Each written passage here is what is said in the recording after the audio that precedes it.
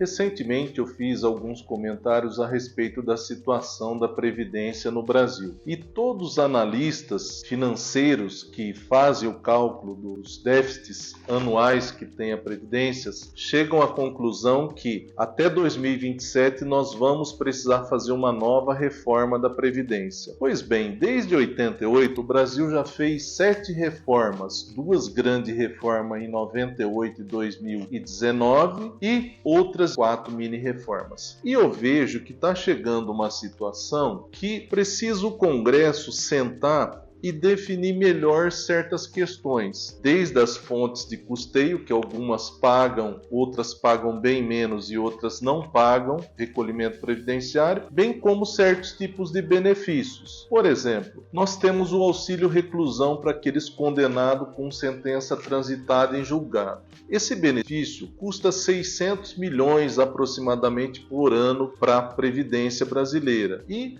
não tem a fonte de custeio correta. Na realidade, quem paga indiretamente são as empresas e os empregados que estão registrados. Analisando e comparando com a legislação de outros países, não tem esse tipo de benefício nem em país rico. Por exemplo, Suécia, Dinamarca, Noruega, Estados Unidos, Canadá. Não existe essa previsão de ajuda para quem cometeu um crime. Nós temos esse costume de premiar quem pratica crime, seja no funcionalismo público, seja na iniciativa privada. Eu entendo que deveria ser melhor definido esse auxílio. Eu entendo que se ele for devido, se a maioria dos deputados e senadores entender que ele é devido, como é um benefício de ordem social, ele deveria ter uma outra fonte de custeio, ou seja, quem vai pagar a conta, porque no Brasil se faz muita lei e não se analisa quem vai pagar a conta. Eu entendo que essa conta aí do auxílio reclusão, da ordem de 600 milhões, se o Congresso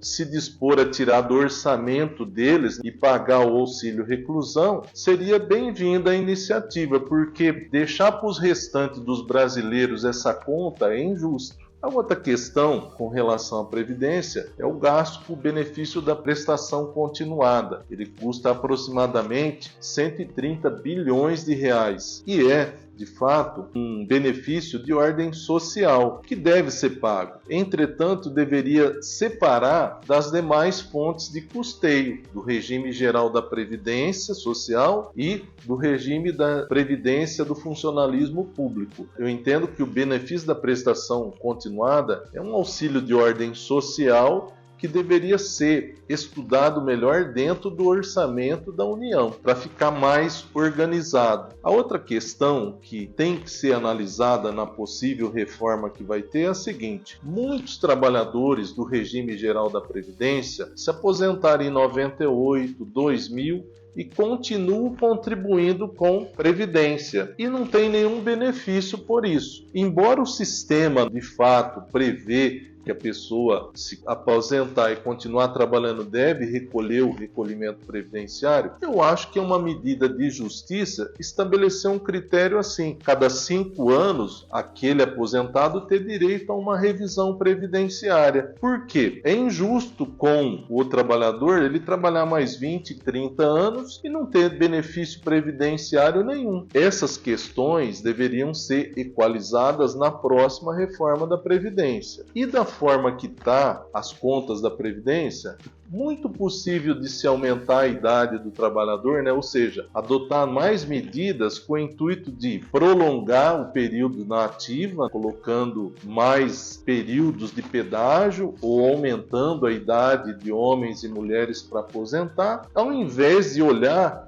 mais dentro das contas da Previdência, aonde que está os maiores problemas. E os maiores problemas estão na fonte de custeio e em alguns benefícios que nós fomos criando sem a devida fonte de arrecadação para solver ele no futuro. Eu comentei também a questão dos microempreendedores individuais. Eles têm uma alíquota que a conta não fecha quando eles forem se aposentar. Esse regime foi foi criado em 2008, ou seja, em breve, milhares de trabalhadores vão começar a se aposentar por esse regime, e está dentro da conta do regime geral da Previdência Social. Ou seja, vai faltar dinheiro por conta desse outro benefício que criaram em 2008, só que não verificaram a fonte de custeio. Com 7 reformas desde 88, nós não resolvemos o problema da previdência, tanto pública como privada no Brasil. Outra questão que é importante: deveria ser dado para o trabalhador a opção se ele quer ou não quer participar do regime geral da Previdência. Outros países mais civilizados, o cidadão tem direito de escolher se ele quer ou se ele não quer. Eu entendo que o trabalhador, quando ele ingressa para trabalhar, ele deveria ter o direito de optar: olha, eu não quero que desconta INSS do meu salário, eu vou contratar uma previdência privada, eu quero investir esse dinheiro em outra aplicação. Nós estamos no século XXI. E outra coisa, com essas mudanças sucessivas que está tendo na Previdência, que segurança que tem o novo segurado e que daqui 30, 35 anos ele vai receber algum valor, e se esse valor compensou para ele. Então, tem várias questões que são inescapáveis de serem discutidas numa eventualidade de se estudar uma nova reforma para o Brasil. Desde as fontes de custeio, alguns benefícios que deveriam, na minha opinião, ser rediscutidos, por exemplo, o auxílio reclusão e o benefício da prestação continuada, e mais essas questões envolvendo, inclusive, o aposentado que aposenta e continua trabalhando aí 15, 20, 30 anos, aposentadoria caindo ano a ano, e ele não tem o direito de fazer uma revisão.